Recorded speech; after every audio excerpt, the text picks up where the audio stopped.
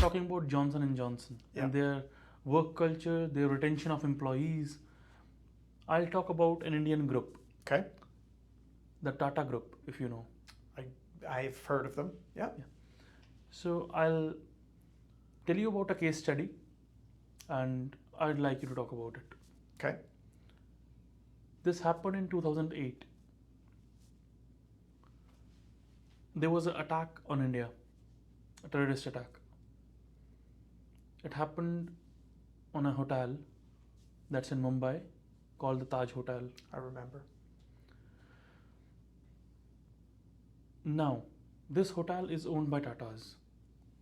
It was the first hotel in India to have electricity. It was built in 90s and 18s something. I would say when we talk about India, we talk about Gateway of India, Taj Mahal, we talk about Taj Hotel because that hotel is not just hotel, it's a cultural heritage place. Okay. Now, this attack happened on that hotel because they wanted to damage the culture.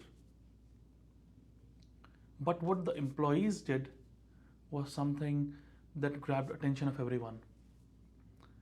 Even the employees that were 10 days, they got their offer letter from the company 10 days prior to the 10 days prior to the attack.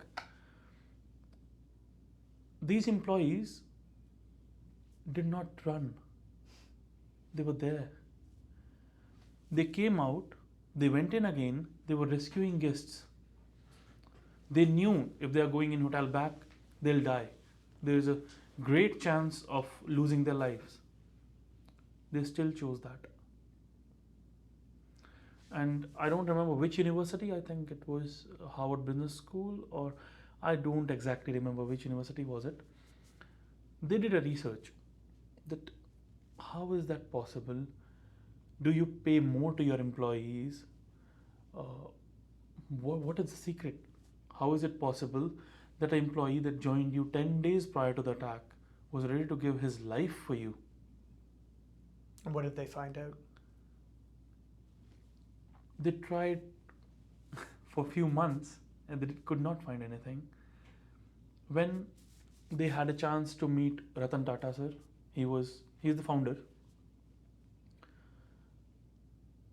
I'd not say founder because it was founded by his forefathers, but like a CEO and chief in command, I would say. Yeah. He told, you guys are checking the wrong path. The answer lies not after the employment happened. The answer lies before the employment happened. We connected with them.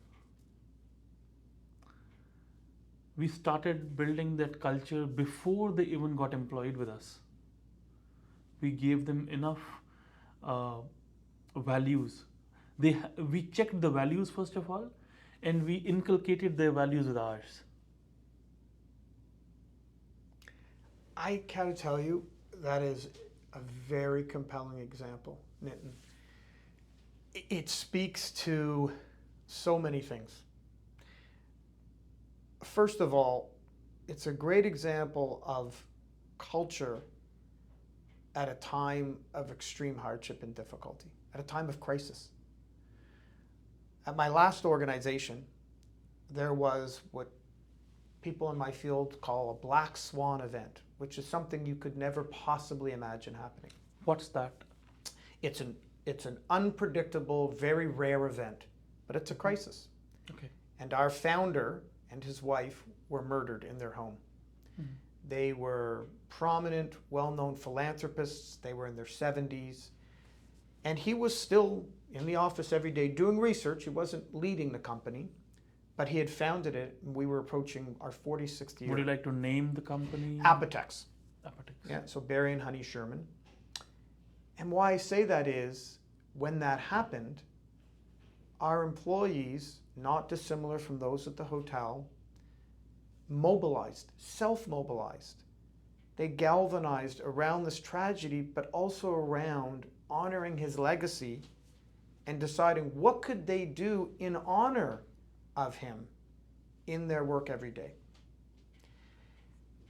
The second thing, though, in your example that I think I'd like to talk a bit more about is what you said about the fact that what the research showed is that it started before they joined. Mm-hmm. Because one of the things that I talk about around workplace culture is, yes, it's important around behaviors. And yes, it's important to have strong communication. And yes, strong leadership. But culture is holistic. Holistic meaning from the moment we start recruiting people, to use your example, to the way we treat them on the way out of the organization. And hopefully they stay for a long time, but if they choose not to, even still, it's end-to-end, holistic, comprehensive, what's their experience, and how does our culture show up? So one of the things I talk about is the recruitment process.